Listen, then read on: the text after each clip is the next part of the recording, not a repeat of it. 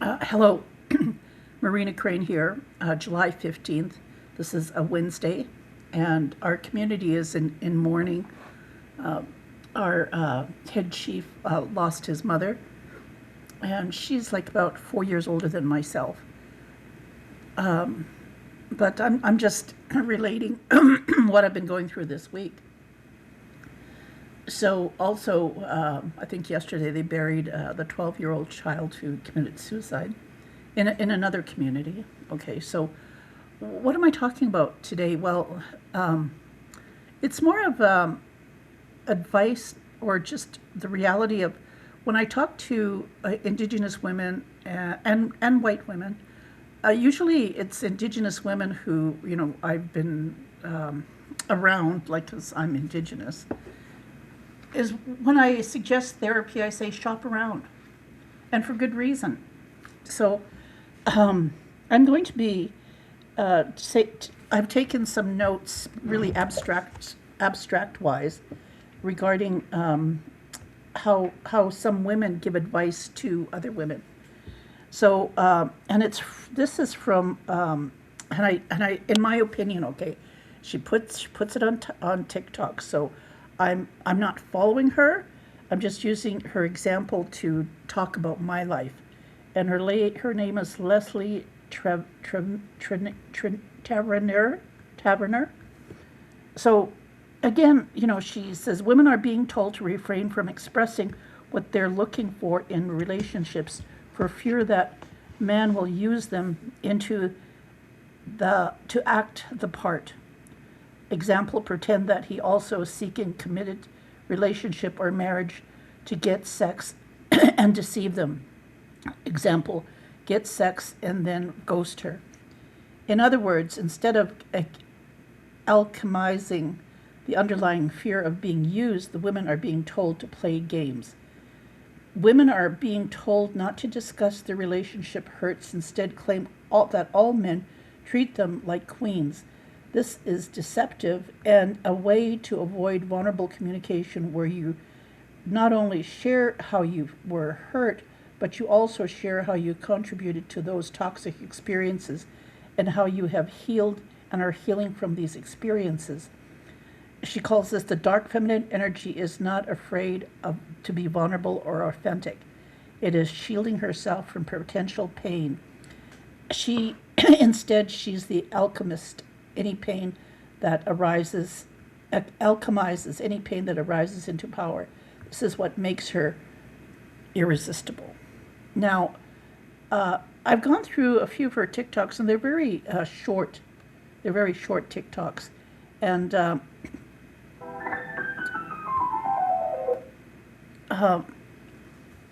again, too, I'm going to like there's I think four of them. But what really intrigued me was like just how sad and lonely women are. And again, too, she says many women are depressed because they're missing their dark masculine man, despite all the challenges that they had in their relationships. And like I said, I haven't been in a relationship, but all my childhood friends and women my age have experienced this with what this lady calls dark masculine man. And so the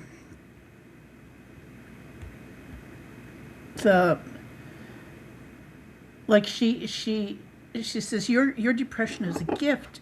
It's full of the dark feminine in you. Utilize your depression to let go of the expectations of disappointment in the man you must love. Most love, not must love, most love, as well as disappointment with the money. It's perfect to do internet work. Anyway, that's what she says. But I'm critiquing her work too, but there are some valuable insights that she does have that I do think are important. So I'm going to start off with part one and work its way to reasons why women feel that they're attracted to a certain man. Now, in most cases, when I've talked to Indigenous older women, and I talk to them about how I'm sexually attracted to an individual or men that I've been around, because for them, they have their children and their grandchildren, and they see me as like this woman who hasn't been in a relationship, almost like I'm neutered. So it's very triggering for them when I start talking about healthy human sexuality. And my friend who I spoke to yesterday, I was telling her, and again in this whole podcast, I'm going to be talking about 3 different types of men, and I don't want to give their names out, but again, this is just the dynamics of what's been happening in the past 3 years with me, and like historical wise too, because I do think a lot of times when therapists or self-help gurus come around, they're not really they're sort of abstract in how they want to give advice and help to other women based on little parts of their life. My podcast, I'm trying to talk about things that have triggered me from a vulnerable point, and how even what this lady is talking about, when I talk to my friends, my childhood friends, or even like just people, like women. I think out of all the women I do talk to, there was only one that was still married in a relationship.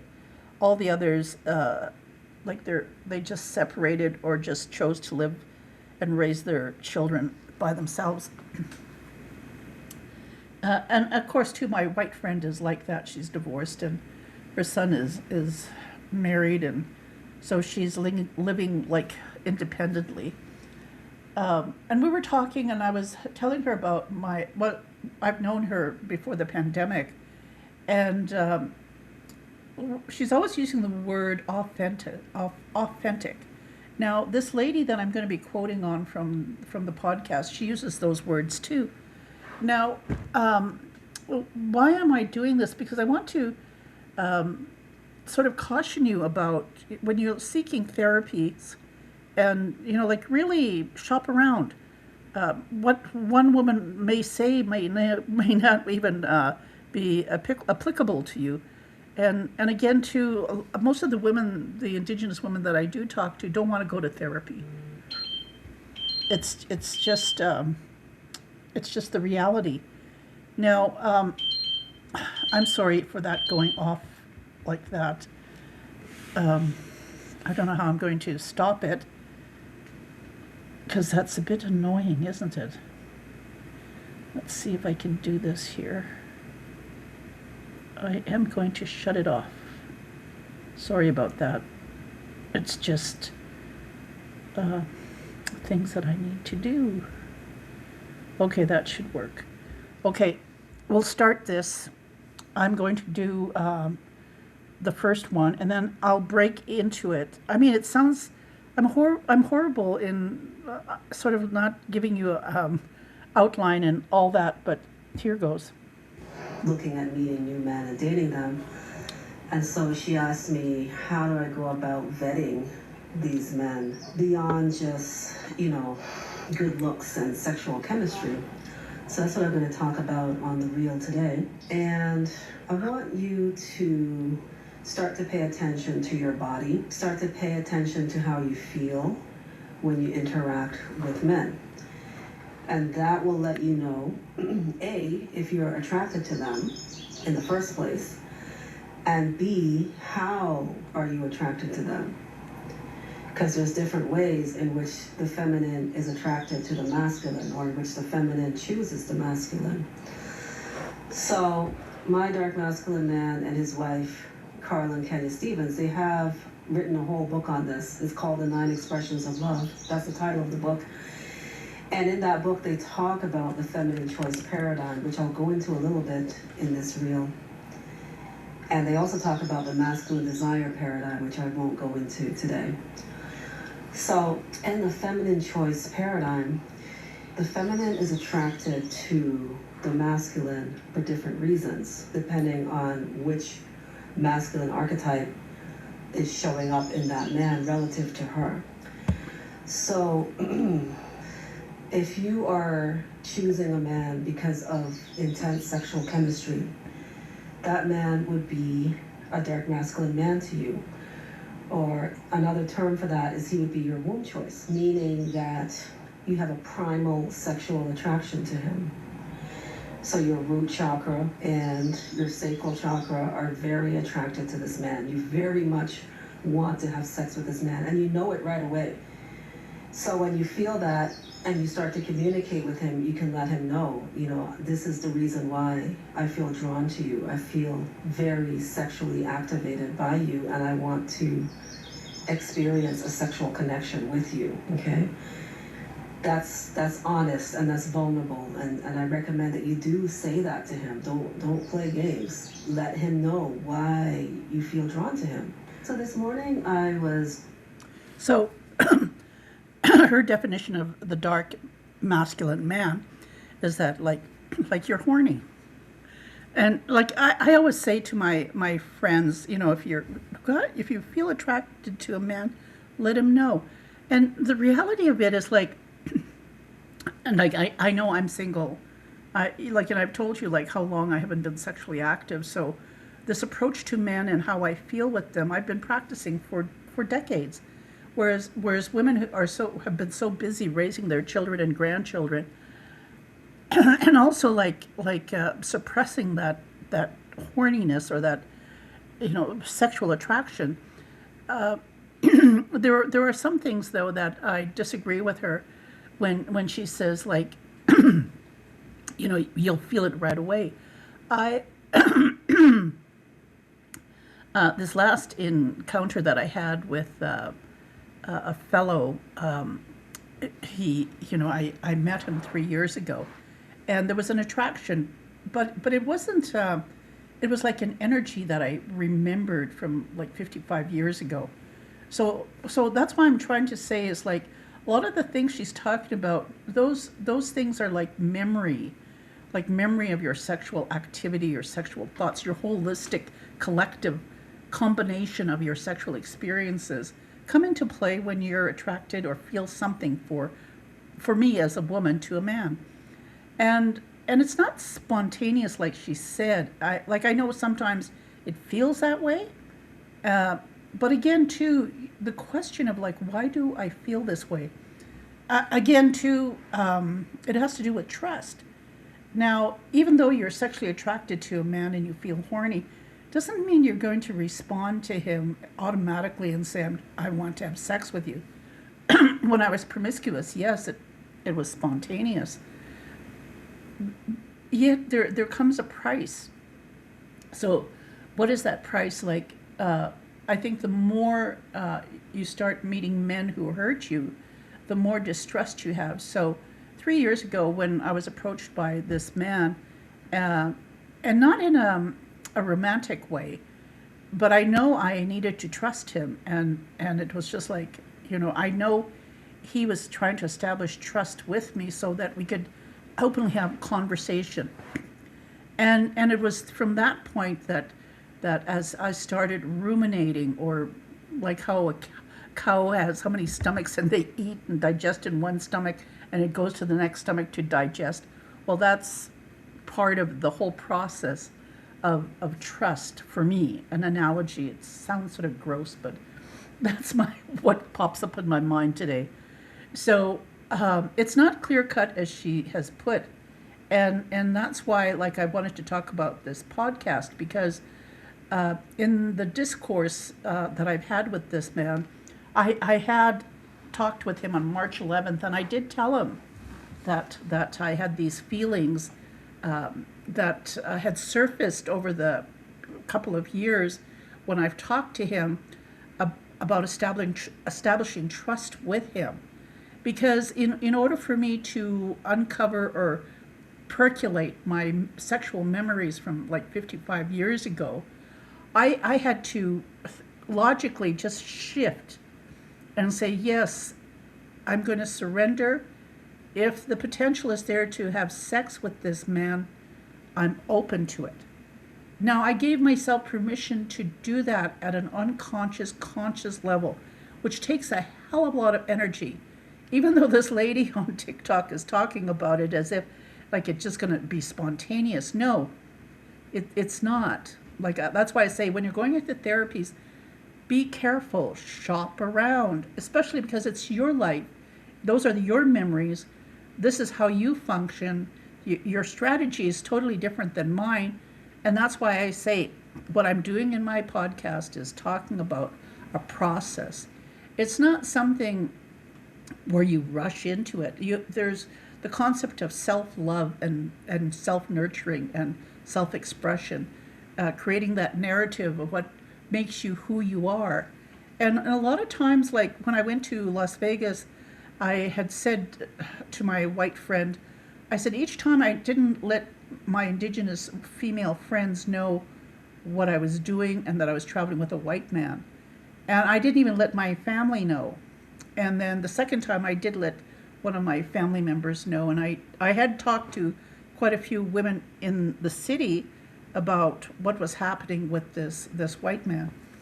Again, too, because I had to be very open with him.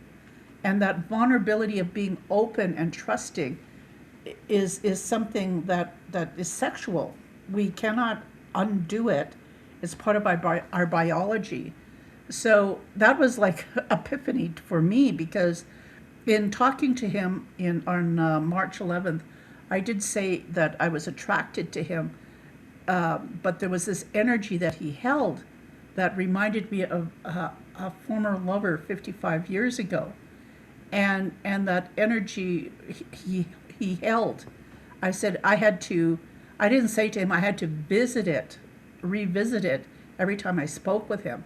But I did actively communicate with this white man. And he was listening. You know, I told him that as a man, for him to hold space for me meant a lot, and that in his life he was going to be experiencing a lot of great things, which for me as an older woman who, like I said, just understanding how to trust, especially when it comes to your own story, your own life, and whether or not that man is going to look at you and like say, and believe what you're saying, because some men don't trust women either. But I mean, the reality of it is like, this is your journey, this is your life, and this is what you need to do to move forward. So all the time, it was completely open. I was completely open with him. Even during the 3 years that we would interact, the first, I think, year was strategic, and he says, well, I'm in a relationship. And I'd say, of course, I'm just letting you know this is how I communicate. I'm trying to give you as much information about my culture, my environment, things that I experienced around Nathan Chasing Horse. So again, even the masculine person in Nathan Chasing Horse is also part of this topic.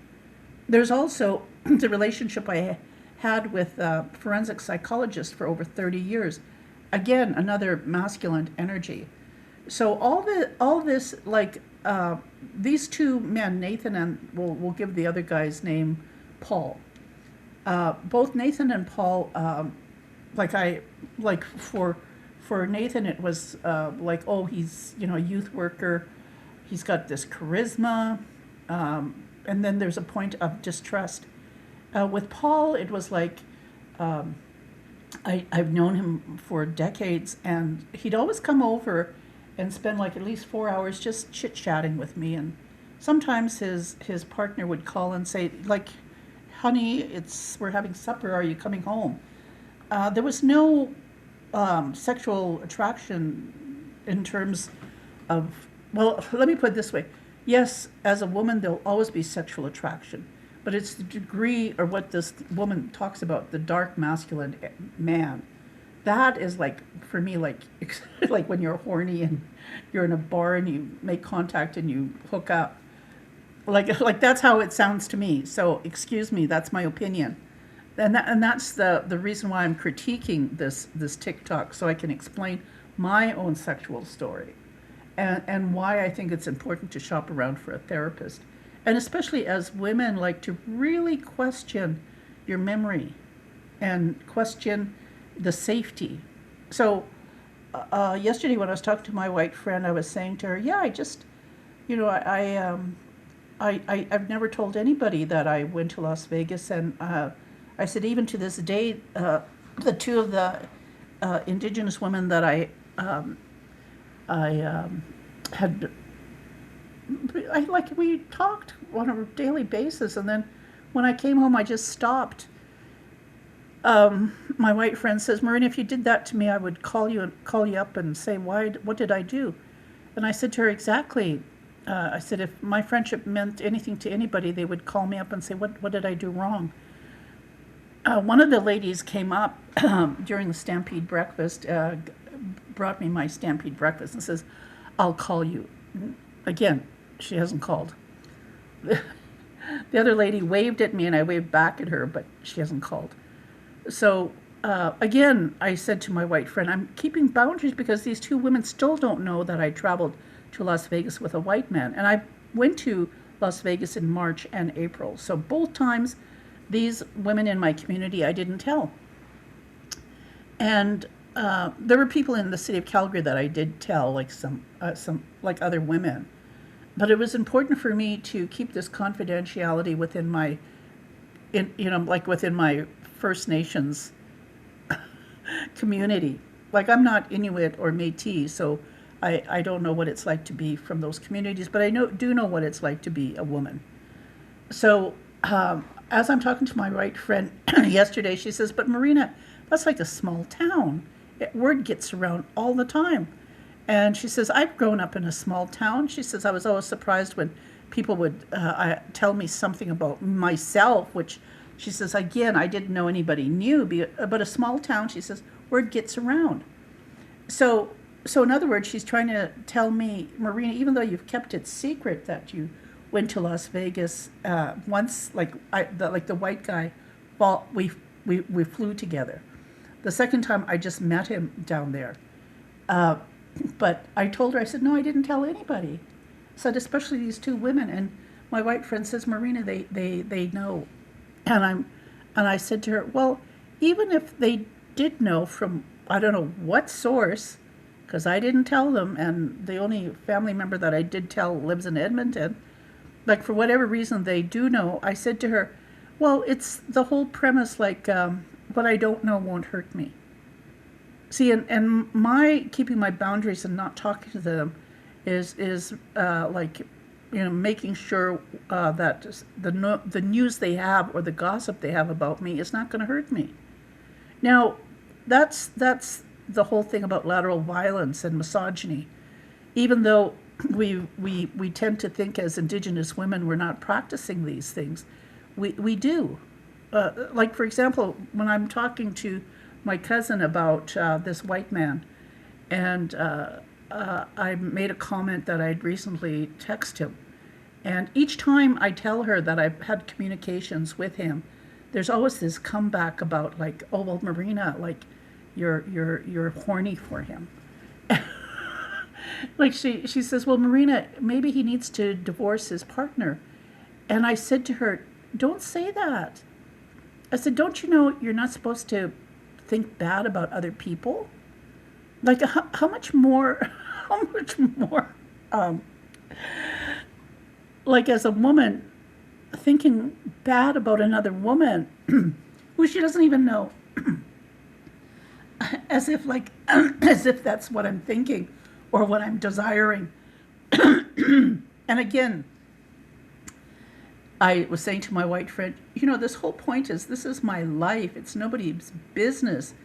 But no matter what I try to do or the boundaries I put in place, people are still going to be creative and still going to, imagine either the best case scenario or the worst case scenario when it comes to me and my relationship with men. Because my goodness, I'm an oddity. I haven't had a partner, children, like I haven't, like when I say partner, that means I have never lived common law. Okay, so a lot of things that people and women have chose to live Like this lady who's doing her this TikTok, and how that she's got clients. And again too, like I could say, oh, call me up and I'll give you some advice. You pay me $300 an hour. Like people are hungry for money, and they'll, whatever academic life they've had and whatever they can do to help. To me, I like I'm So this grateful. morning I was I'm grateful they're there, but chatting with a client. I'm going to play the second one. Now, again, she's talking about dark masculine men, and for each one of those, I'm going to critique like what she means as it pertains to how I've dealt with these things. So one of my ex-boyfriends who I dated for a little over 2 years, and we're still friends to this day. We talk every single day.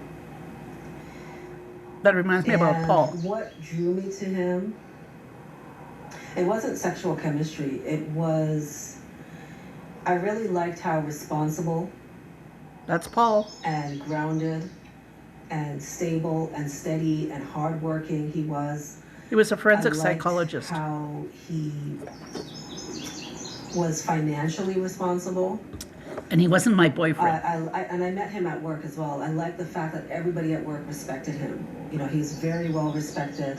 Yes, he was well respected. Like I could just see it. I could feel it. Like this man has strong leadership qualities. And if I were to date him, I knew that I would be able to have a steady, stable relationship with him that could possibly lead to marriage. And we did almost. See, and for me, it wasn't dating. It was just having him over, having a conversation, learning things about the psychology of human behavior. We had some really deep discussions, and I felt safe. He knew all about my sexual life. I held nothing back. And again, too, I didn't ask him about his life. This was a time for me just to release my own narrative, like how I'm doing in this podcast. Now, if you choose to date and find such a masculine man, this is what she's talking about, and this is her experience in we'll call it her healing journey. Get married, and he was a really, really great stepfather to my sons. Like he was just a solid guy. In terms of sexual chemistry, that wasn't really there. Exactly. And I had an issue with that, but in terms of his leadership qualities, he was solid, and I was very drawn to him for that reason. And I told him that. I didn't know about the feminine choice paradigm at the time, so I couldn't explain it to him in those exact words. But, I did express to him that, I felt like I liked his stability. I liked his steadiness. I just felt like we could have something really solid together. And also... See, I didn't, like I said, like what she said, that sexual attraction wasn't there. For Paul, though, I believe he had some sexual attraction to me just because of the way he behaved around me. And I think at an unconscious level, I just didn't want to deal with it. I didn't want to, say to him, why is your face 3 inches away from my face when you're trying to look at my phone? Or why do you spend so many hours like this just coming over to talk to me? And making sure, now understand this, he loved it when I didn't have company. He resented if I had somebody here with me, if he stopped by. So that was his issue, not mine. Okay, but again, this lady here is talking about a whole different scenario, because this has to do with relationships and marriage and how he treated her children. I don't have children. Well, my family members, they immediately loved him.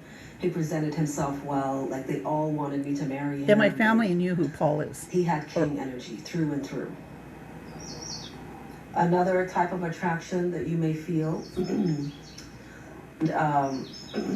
we hear about this a lot from influencers like Shira7 and others who really encourage women to to choose a man primarily because of his ability to financially provide for her above all else. And I haven't had that that. is attractive. That's very attractive. And it doesn't necessarily mean that he's going to be your husband. It could mean that. That's very But young. not Yes, probably. necessarily. The way that I first got into sex work I've never been a was sex worker. I used to be a vendor. I used to sell like natural foods Like, and health I was products and so on. promiscuous So when I used was to be at the younger. flea market and other locations. And this man, he kept approaching me, and he would always buy a whole bunch of stuff. I mean, when you go And he into kept, bars, like, like men do that just expressing an interest in automatically. me, and he kept trying to ask me for my phone number, and I kept turning him down. I turned him down repeatedly, but he was persistent, and he was very charming. And he was an older gentleman to me at the time. He was like maybe in his late 40s, early 50s. I was still like in my 30s, early 30s. Like, really, I didn't even care And sometimes when I was he in just kept sexual. persisting. He just kept When I was asking. younger. And one day I just said, okay. Like, we're talking agreed like to give him 50 my years phone number. ago. And then of course he called me that same evening, and he expressed an interest in taking me out on a date. And I wasn't really attracted to him. I didn't feel like going on a date with him. And so I just told him the truth. I said, okay, I'll go on a date with you, but I'm gonna need you to give me some money. And he agreed to do it. He said, okay. No, when I met men in bars, I didn't say I'll, if they wanted me to go home with them, I didn't say it'll cost money. I didn't. I just, I thought, well, he wants something, I want something. We're going to share each other's bodies, enjoy each other, and then at the end of the night or however long we were together, that's it. Walk away, never see each other again. So again, we're talking from different life experiences, and I think the majority of Indigenous women that I have talked with, basically it's that. Like one of my relatives had an affair with a married man for 17 years because he bought her things.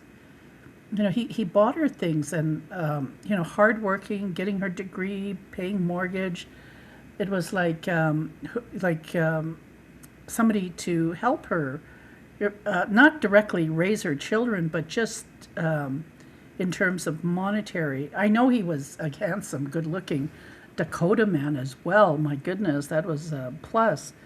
But the reality of it is like it came with the finance that he was married and never left his wife for her.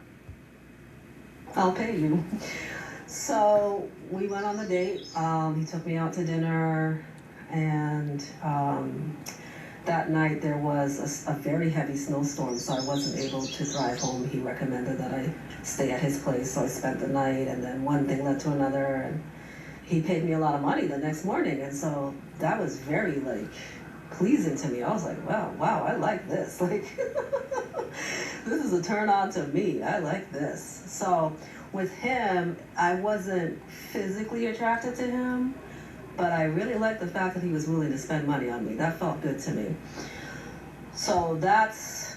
See, when I was younger, I lived in a university town, and there were a lot of young Indigenous women who met, professional Indigenous men who, took them out, like this is during conferences. Okay, now I just want to let you know, the National Congress of American Indians have these conferences. And in the 70s, it was in Salt Lake City, and believe me, there were a hell of a lot of educated, professional Indigenous men who paid money to have these young Indigenous women spend a night with them. And, and of course, these young women were so impressed with these educated Indigenous men, Native Americans, of course. But for me, I just thought they were being used because, again, I'd already had this history, this memory of, we're talking about trust and balance. So for me, listening to women, there was one young lady who had an internship in Washington, D.C., and her Jewish lover, again, when I say lover, I'm not talking about intercourse. She performed fellatio on him. And even though they were states away, he would spend 10 hours just talking on the phone, like having a sex on the phone. And she just thought, I'm still a virgin, so it's okay, I can get married in the Mormon temple. I mean, all these twisted narratives being Mormon and, like being like sexually free for both men and women, the stories can go on and on. But at the same time, too, when it comes to men paying your way, on March 11, when this white man came into Calgary, came into my home, we visited the next day, picked me up, went to the airport, flew to Las Vegas, Ubered it to the hotel, and paid for my lunch and breakfast and anything I wanted, and we Ubered around, and it was nice. But see, I mean, Paul would come and he'd buy me a few grocery stuffs and drop it off, and it felt nice, like that men were paying for something, but there was no, how would I say it? If men do that for women, that, and they have their partners and they do that on a daily basis, and that's part of the relationship. For me, as a single Indigenous woman, I just thought, well, oh, that's pretty nice of the individual, and I need to pay them back somehow. So again, trying to find balance in things. And again, even when the people are doing nice things for me, it's not like oh, gee, I hope and I wish these Paul and this white man would divorce their partners. No. Yet when I talk to my Indigenous friends about any man that I've talked with, have done things with in terms of just meeting with them, there's always that underlying, issue of well, Marina, you want him. I'm going, no, I'm happy just being single and just being able to talk to another human being that is a male. The manifestation choice. Another type of attraction is So, again, that's the manifestation because of the money. So, again, here's another part that I hope she's talking about, a choice. Again, this is a spiritual person that she's talking about in terms of let's see here. We spoke about the support, then we talked about the manifestation.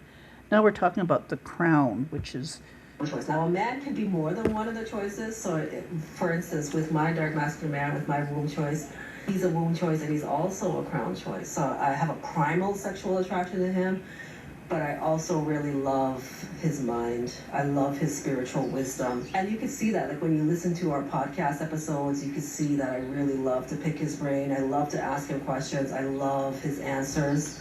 So Now these three men, okay, Paul, the white guy, and Nathan Chasing Horse, there was, they all had this, it was interesting to talk to them.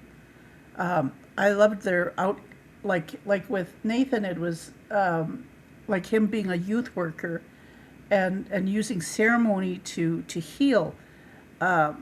Because a lot of times, most of the talk that I had been raised in was to be wary of men like Nathan because they had an agenda.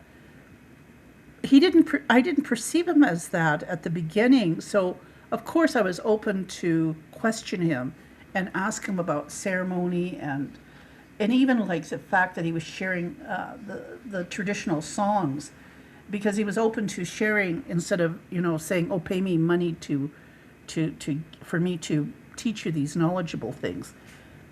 Okay, so again, even too with the white guy, just his credentials in what he does for a living, I can't even comprehend the people he's been around, because that's not my circle of people.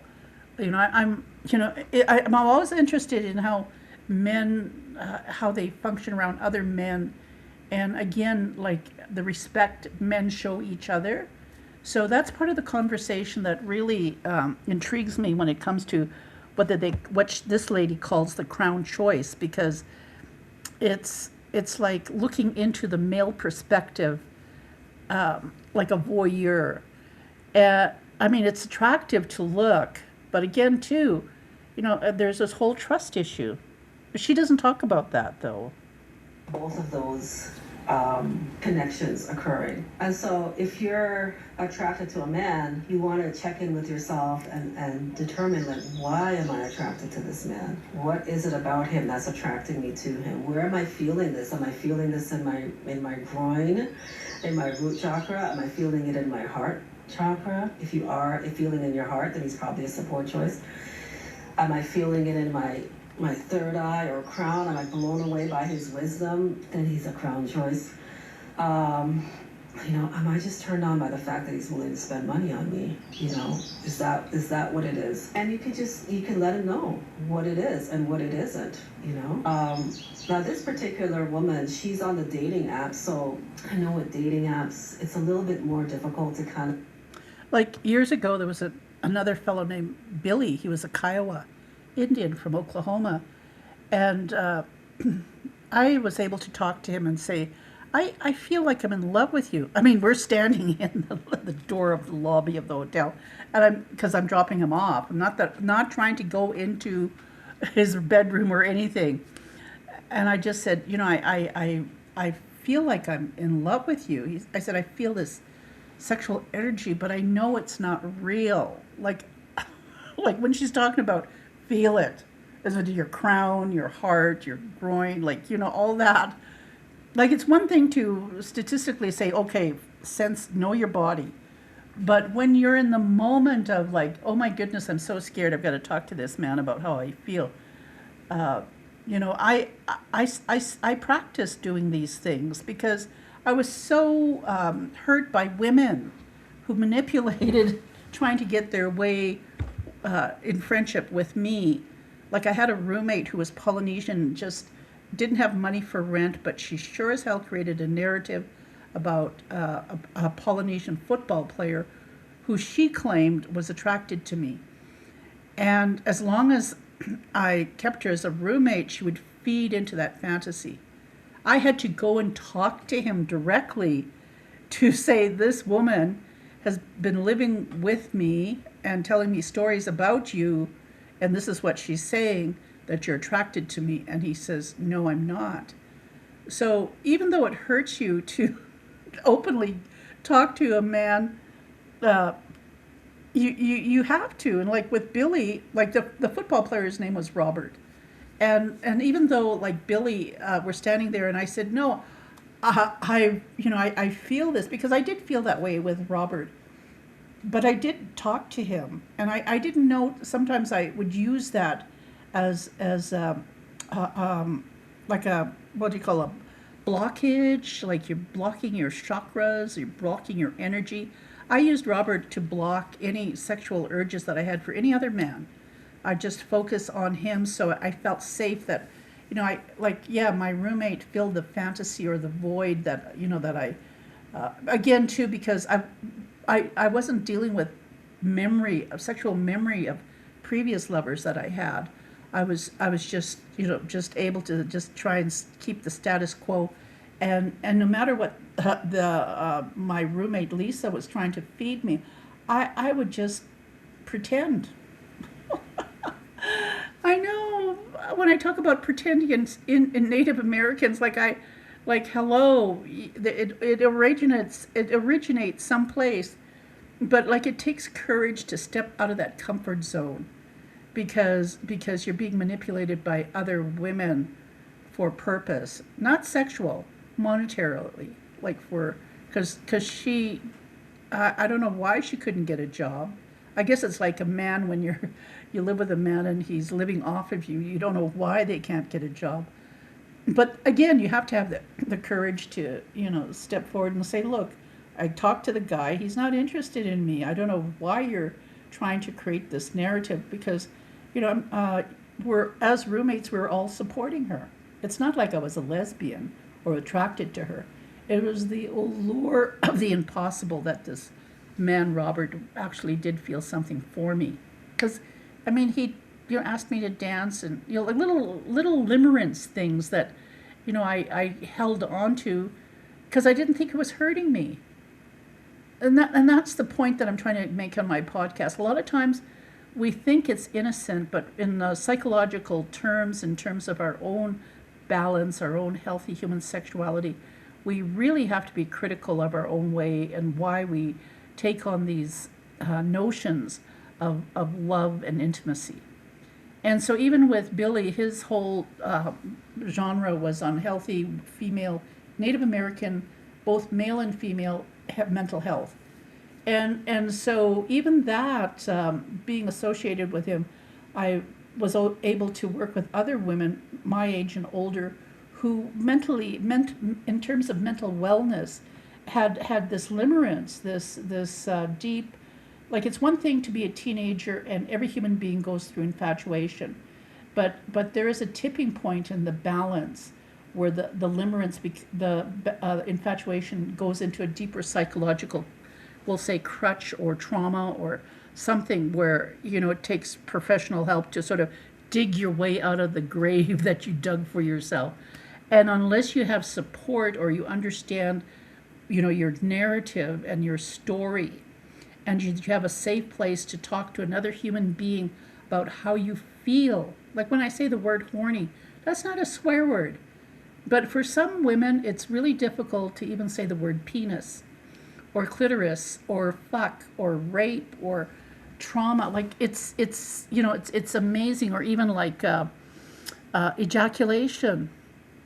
I'm trying to be as civil as I can, but that's the conversations that I try to have with my Indigenous female friends, and it's very difficult. So that's why with my white friend who says, well, Marina, they have to know that you went to Las Vegas with a white man. And I said, I am putting boundaries down. What I don't know won't hurt me. And for me, when I live in a community of lateral violence, I do need to keep those boundaries in place so that I don't get hurt. And even like with Billy, my doing all this work, this mental health work, because I was sitting on the board for the Native Women's Emergency Shelter, and even the reality of like the mental health of the women who actually were working to get one established was just at the tip of the iceberg for them, because I don't realize, I don't believe that they understood their own mental health journey towards healthy human sexuality. But because I'd been so far apart, like by the time I was the board of directors for the women's shelter, I'd already been not sexually active 20 years.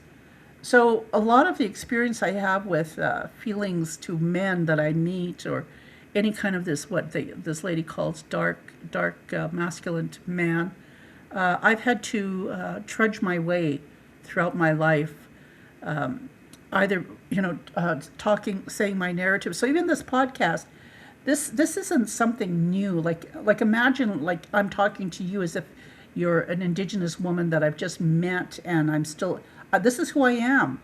And sometimes it's really difficult for Indigenous women to really listen and even communicate and say, yes, I've gone through this.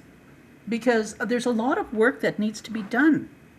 Now, why I mention my white friend is because she says, I really hope that before I die that, young girls will get it, realize like we're responsible to support each other, like in terms of matriarchy. Again, too, that in itself is sort of a fallacy, because I truly believe historically, since the beginning of time, in matriarchal society, you're born into it. Like your mother, your grandmothers, your aunties, and all that. Even the men educate you by the time you're 5 years old that you're in a matriarchal system. Now, hopefully, because they robbed that and suppressed it and stole it from us, like when we say land back, we're talking about matriarchy. We're talking about the earth.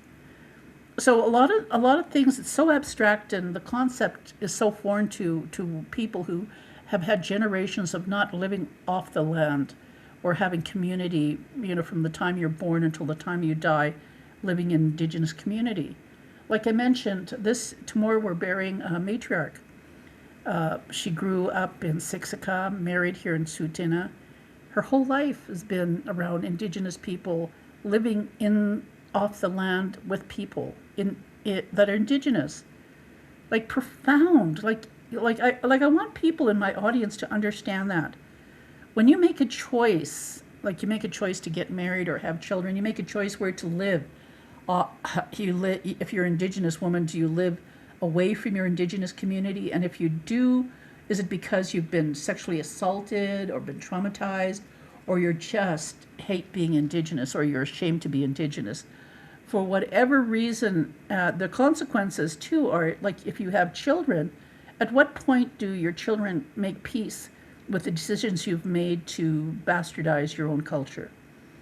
And I'm saying that very bluntly because there are men like Nathan Chasinghorse who've done that, and there are women who are misogynistic and Machiavellian who are crabs in a pail. The analogy of pulling each other down so you can get to the top, like that. As women, I just don't think it's Indigenous. Like I said, my white friend says, it's important that young women start supporting each other. And so that's why, like, even for me, when I look at the Tsuut'ina women who went down to support one of their sisters who was testifying for one of the victims, a young girl who her first came to Tsuut'ina when she was 7 years old, and she's 25 now. So these women that went down, and the sponsorship with the chief and council helping them, is a profound validation of matriarchy. I mean, I have my own issues when it comes to financial stability and just fairness. That's my own pettiness. But the reality of it is, like, I try to explain what support and mental health is, especially when it comes to young women, that it's important that they help. And if you have some mental problem, I don't want to say problem, if you have a notion and not able to question yourself. And she's now dating or beginning to date men. Now, hold on. Now, this, like I said, part 4 is the crown. Sense of a person's energy until you actually meet them in person. So I'm not really into dating apps. I like to meet somebody organically. But it's fine to share on the dating app, what you're looking for. See, I wouldn't go on a dating app at this time in your life. I'm like her. Not every woman is looking for a husband or exactly. a king or somebody to live with and have children with. Most women I know don't. Looking for that. Some are, but not all. Not all. Some women just want really hot, passionate sex. Some women really want money. Yeah, some women want hot, passionate sex. That's when I was younger. So like you have to figure out, okay, like what type of man do I most desire to be with at this time in my life? Most women don't want to be. Express that in your dating profile. If you're looking for exclusivity, if you could give a fuck about exclusivity and you're happy to be in a polyamorous relationship, or if you're a swinger, like just say what it is. Say what it is that you're into, what you're looking for, and there's nothing wrong with that. I think that's beautiful, and that's healthy, and that's how I go about it. And then another choice is see, that's the reality I'm trying to talk about in the past 3 years. Like for 30 years, Paul and I were like, he'd come and we'd visit. Even like I knew Paul before I met Nathan Chasinghorse. So even having discussions about Nathan Chasinghorse with Paul, like it was important. It was important to have that. But I also went to therapy too, and my therapist was a woman. So all these things in deconstructing how women were treating me. See, the notion is that it wasn't like I met Nathan Chasinghorse 20 years ago. The reality of my doing my blog and trying to get a message to my niece was because there were a lot of women who were laterally violent towards me, as if I, was a pedophile myself. And even to this day, I sense it with people, young women in my community towards me, as well as young men. So a lot of my podcasts that I do talk about, I'm talking about that specifically, because like for 20 years, like to deconstruct why women would treat me the way they did when it came to this Nathan Chasinghurst, who in this woman, this TikTok is calling the crown or the spiritual person, masculine man. And a lot of masculine men or men who aren't even masculine in the sense of the crown pretend to be. Like I say, these are analogies and labels that this woman has put on the dark masculine man, as well as a lot of people who've created books and trying to sell their self-help approach. You really have to shop around. Like I said, my talking to this white man about how I originally had to establish trust with him by being open.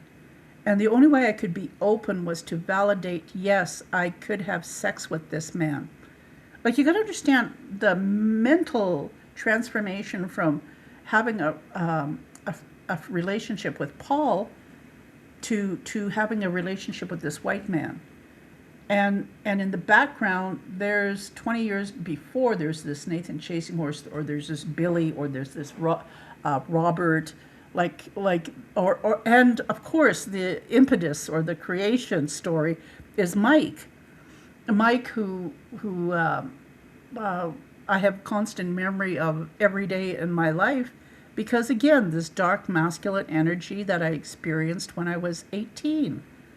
It's something that for me is the experience or the creativity of my relationship with all men, and in order to have balance and open dialogue with men, I had to visit that relationship. In the past 3 years, my memory of Mike, I had to pull it out of the cobwebs of my mind, and I had to bring it with every man that I had talked with. Like, even the fact that when I was 19, the following year I was brutally sexually assaulted, I had to bring all those memories in to the present, because you're dealing with what those rapists were, men.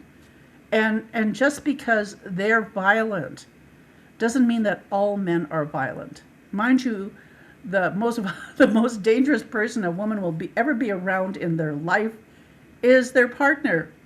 So this important need to balance and trust has to come with fidelity. I think they say men will kill their partner if she's messing around, cheating, because, I think too, I've grown up around it my whole life, seeing men beat up their partners. Like I said, anybody could ask me. I know, it's terrible. It's terrible. And then as women we die, and you have your children and grandchildren, and yet the origin story, the creation story, for most Indigenous women, it had to do with infidelity and violence, family violence. And the fact that you had children and you've got to live protecting your children because that's a choice you made. For me, I chose not to have children, and I chose not to be in any form of relationship. Mind you, when the 10 months before my uncle and a year before my dad passed away, I did make a conscious choice but I did say that I was going to be open if there was a man to come into my life, that I wouldn't have hate or disgust or fear in establishing a relationship. Mind you, that narrative of a man coming up and saying, "Oh, you're the most beautiful woman in the world," and every narrative I've gone through, it's when you're younger, your prime meat. Oh my good, you're like the what do they call Adam and Eve? You're the apple on that tree, and that man is willing to take that first bite. But I'm going, no, cannot do that. The crown choice, which is when the man is like a guru, he's super intelligent in a particular area, passionate sex. Some women really want money. Some women want a spiritual guru type of guy, you know. So like you have to figure out, okay, like what type of man do I most desire to be with at this time in my life, you know, and express that in your dating profile. If you're looking for exclusivity, if you could give a fuck about exclusivity and you're happy to be in a polyamorous relationship, or if you're a swinger, like just say what it is. Say what it is that you're into, what you're looking for, and there's nothing wrong with that. I think that's beautiful, and that's healthy, and that's how I go about it. And then another choice is the crown choice, which is like when the man is like a guru, he's super intelligent in a particular area. And we'll talk about it. Oh, I came across a reel recently, and I just don't even understand this. This is she calls herself a dark feminine coach, and I just don't understand what she's saying, because she's recommending to women that you don't tell him what you're looking for in a man or what it is that you're seeking or desiring, because if you tell him, then he'll play that part, he'll act that part in order to deceive you, and he'll screw you over, or you know, he'll get you to sleep with him, and then he'll ghost you or whatever. Like, that's very fear-based. I don't relate with men from a fear-based perspective, that, oh, he's going to be toxic, or he's going to lie to me, or he's going to deceive me, or he's going to screw me over, so I can't be honest with him. I have to withhold information. I have to not let him know what I'm looking for, or not let him know why I'm attracted to him, or I have to deceive him and tell him that, you know, every man I've ever been with sees me as a queen or treated me as a queen, and the only reason we're not together is because our values differ. Like, I'm not into playing games with men. Fuck that. I'm not into playing games. I'm into being authentic. I'm into being vulnerable. I'm into speaking my truth. I'm into expressing what it is that I actually feel and what it is that I actually desire. And if he's in agreement with that, then cool.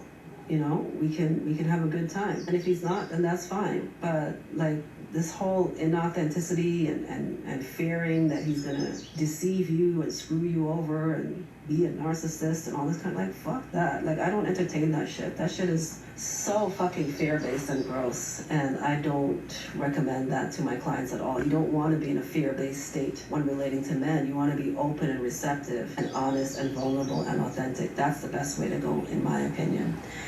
So I hope that... So, like that, when I met Nathan Chasing Horse, I wasn't fear-based. But it was amazing that women tended to feel like this is their choice, like to be part of the cult, drink the Kool-Aid, actually see and witness his interaction with girls and boys. Like, it's really sickening that there were men who still follow him to this day, who are protected by the FBI or whoever, that, it's all fear-based, and to have control over the most vulnerable, especially when it comes to sexual energy. Like I said earlier, even to the point where, this Nathan didn't care who he had sex with, men, women, but mostly his propensity was for children, both boys and girls, as young as 7 and 8 years old. Like for me to openly talk to a woman and say to her, yes, my niece, who I took care of for 7 years, talking to her about what Nathan did to her, like in terms of ceremony, how he'd hit her on the head with a rattle, like to have them fear, like in a dark room, like the boogeyman, like they'd get scared. And the lady said, that's what he did to my daughter. And that's what he did to this 7-year-old girl whose mother, when they did the impact statement, you can see it on YouTube. She says, I tried to kill myself 3 times. This is a woman who's been in this state of flux for 20 years, the state of fear-based. And that's why I say, when it comes to limerence, it's important to find a therapist that can help you navigate through this, because it looks, and you rationalize like it's infatuation, when really it isn't. You've given this limerence power, this fear power. You've given this limerence a place of safety, because as long as you're fantasizing and have this delusion, you don't really have to feel love. You don't really have to talk to a man about how you love him. You don't have to say, well, it's something that I felt. And for me, I've been practicing. And this last time in my practice, it was revolutionary in the sense that I was open to be sexually active with this man. And for me, when my friend says, well, Marina, you're looking from a small community, they have to know. And I said, well, what I don't know doesn't hurt me. So in my podcast, like what I'm saying to you is what I disclose to you is a way of you trying to understand your own sexuality, your own propensity to heal yourself. But it takes a hell of a lot of courage. I've met so many women my age, 10 years younger, like even just having this misogyny, like this lateral violence. If you knew, like my friend Barbara, when I went to court, she says, Marina, once you've done this, you'll wonder, why didn't I do this before? And when I did a prayer for this young woman who almost died from a tubal pregnancy, young woman, I said, you're young. I said, in my life, I waited. You've taken on this and you're doing this. You're standing there being brave and knowing that you have the courage to confront a man and to tell that man he hurt you.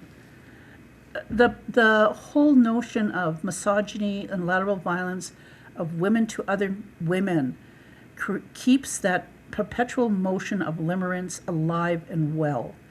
And to live in that illusion or delusion for decades without even questioning it. So when I go to other elders that I've grown up with, and they're talking to young people, and I see them and I hear them gaslighting, manipulating, I hear misogyny, I hear just in their voice, their attitude, because they just think it's normal. They've normalized lateral violence, they've normalized misogyny, they've normalized gaslighting. And it's the same thing what I talk about in my podcast is normalizing limerence. So that's why I say when you're trying to heal, yes, it's going to be, like this lady said, you can run by fear base and distrust, because yes, men will take these things, and same with women. There's this energy, like they consume it because that's all it is. Energy is out there to be nurtured and bloom and flourish and just be alive.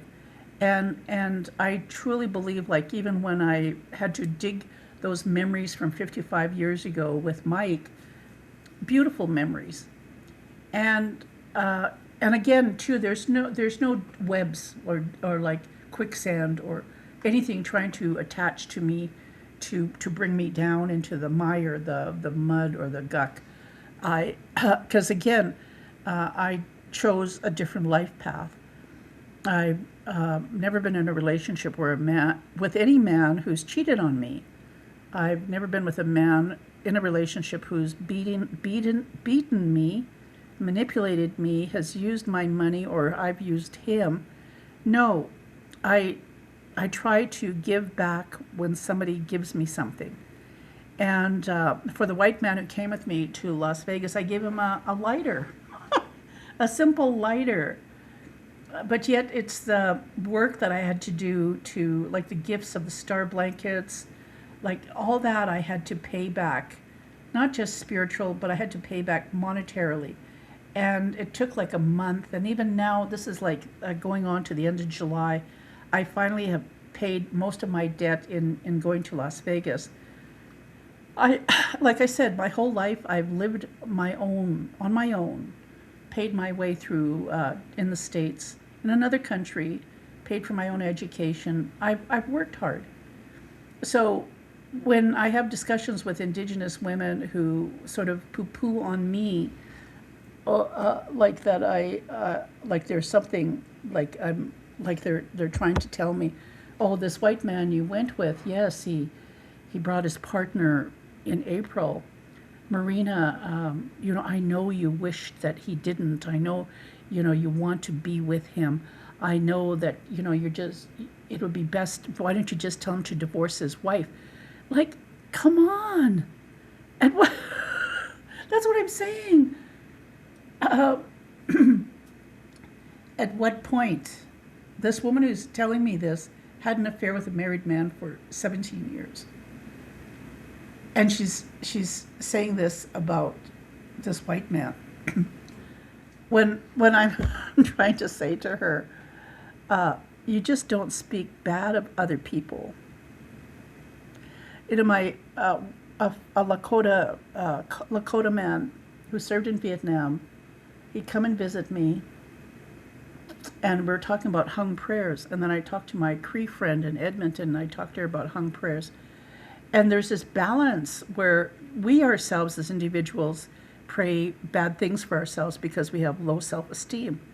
And the more we attack ourselves, the heavier the part of the balance on the seesaw goes against us.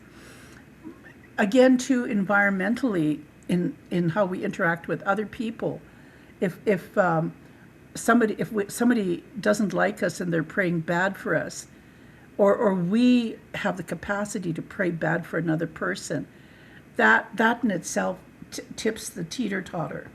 So in either case, you don't want to say anything bad about somebody who's hurt you. You don't want to say something bad about yourself to hurt yourself. You want to have that balance, that equilibrium. And it's the same thing with healthy human sexuality. You want to have that, but the only way you could do that is the public self and the private self have to be in balance, have to be in sync. And no matter how much you want that, it comes with boundaries, it comes with memory, and to have the courage to bring those memories forward to help you see yourself in a good way, that you're not praying bad for yourself. At the same time, putting boundaries down so that people who say, well, he should divorce his wife. Like I'm saying, you're praying bad for his wife. Don't do that. Little things in terms of lateral violence and environmental ways of thinking about people wishing someone would die, for example, that's praying bad for them. Now, we're not all perfect, and we all have enemies. And so that's why I say protect yourself on a daily basis.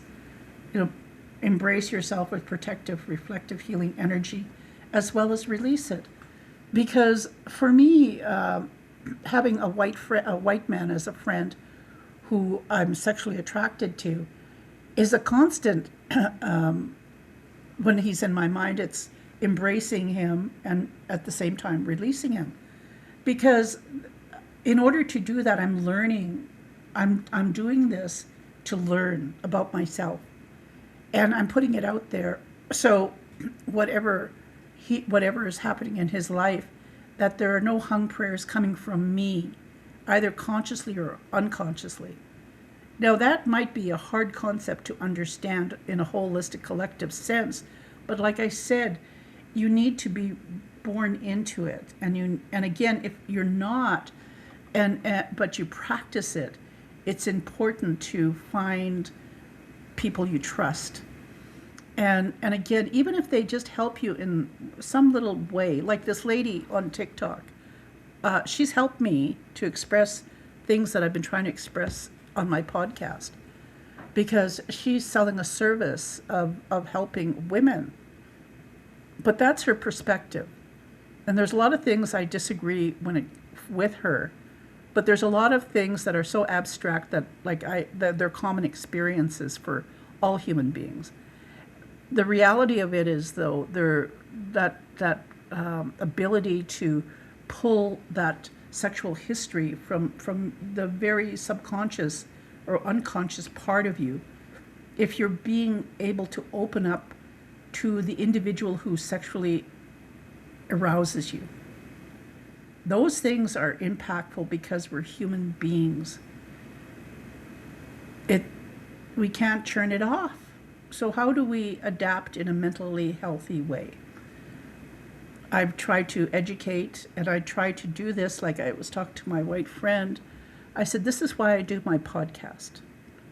So that young women, Indigenous young women, will help to support each other. Especially when the people out there are targeting 14-year-old children to be trafficked.